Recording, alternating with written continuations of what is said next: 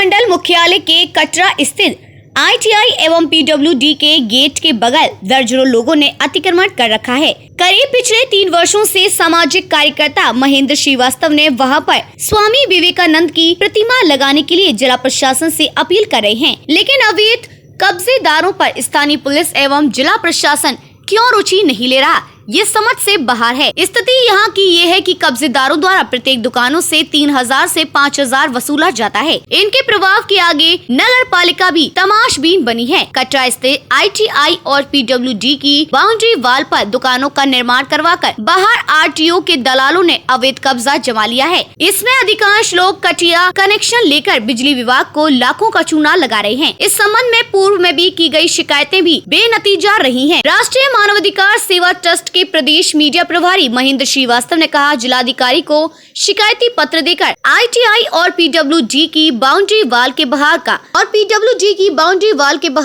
अवैध अतिक्रमण हटवाने की मांग की गई थी, लेकिन प्रशासन ने इसे जरूरी नहीं समझा, जबकि अतिक्रमण के चलते यहां आए दिन दुर्घटनाएं होती हैं और जाम लगता है। महेंद्र श्रीवास्तव ने कहा कि ITO के दलाल इतने प्रभावशाली हैं कि शिकायतों के बावजूद इनके खिलाफ कार्रवाई नहीं होती। महेंद्र श्रीवास्तव ने मांग किया है कि सड़क किनारे किया गया अवैध अतिक्रमण तत्काल हटवाया जाए, जिससे जाम की समस्या हल हो और दुर्घटनाओं पर रोक लगे। साथ ही स्वामी विवेकानंद की प्रतिमा स्थापित कराई जाए। आइए देखते हैं बस्ती से राकेश त्रिपाठी की रिपोर्ट।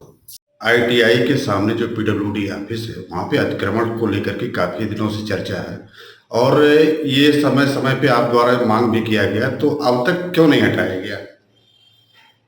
इसका जवाब तो जिलाधिकारी महोदया को देना चाहिए। लगभग हम 5 वर्षों से निरंतर स्वामी विवेकानंद जी की प्रतिमा लगाने को हम मांग कर रहे हैं और 5 वर्षों में लगातार कई बार लिखा पढ़ी भी किए, नगर पालिका परिषद में भी दिए, विकास प्राधिकरण में भी दिए, लेकिन इस पर कोई कार्रवाई हुई नहीं। जो लोगों ने दुकान बना रखा है, हटाना क्यों नहीं चाह रहे हैं? ये तो एक जांच का भी विषय है। आखिर किसी न किसी का सच तो उनको मिल रहा है। जी हाँ, अगर सच मिलता नहीं तो वो लोग वहाँ आबाद नहीं होते जी, और वो किसके संरक्षण में वहाँ फल फूल रहे हैं, यही तो एक जांच का विषय है।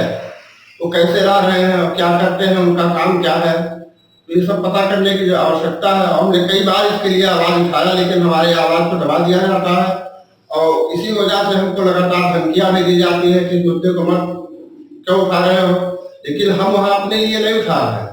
हमें लगातार स्वामी विवेकानंद जी की प्रतिमा के लगाने की हम मांग कर रहे हैं और जनहित का ही कार्य है और इसमें प्रशासन से चाहते हैं हमारा सहयोग करें और इसमें न्याय संगत कार्रवाई किया जाए। तो जो लोग धमकियां दे रहे हैं उनके विरुद्ध मुकदमा कायम करके उनको जेल भेजा जाए। अतिक्रमण करने वाले में लगभग कितने लोग होंगे? अतिक्रमण करने वाले इसमें लगभग आप मान के चलिए 60 से 65 लोग हैं और दुर्भाग्य की बात यह है कि ये स्थानीय लोग नहीं हैं, ये सारे लोग बाहरी हैं।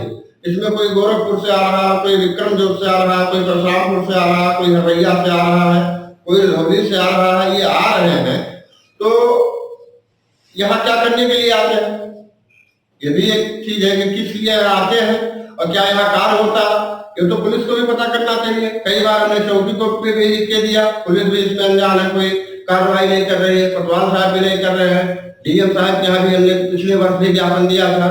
हम थोड़ी सी जमीन वहाँ चाह रहे थे कि एक प्रतिमा हम लगा देते स्वामी विवेकानंद जी की, लेकिन प्रशासन उसमें कोई ध्यान नहीं दे रहा है और हमको तरह तरह के लोग धमकियां दे रहे हैं।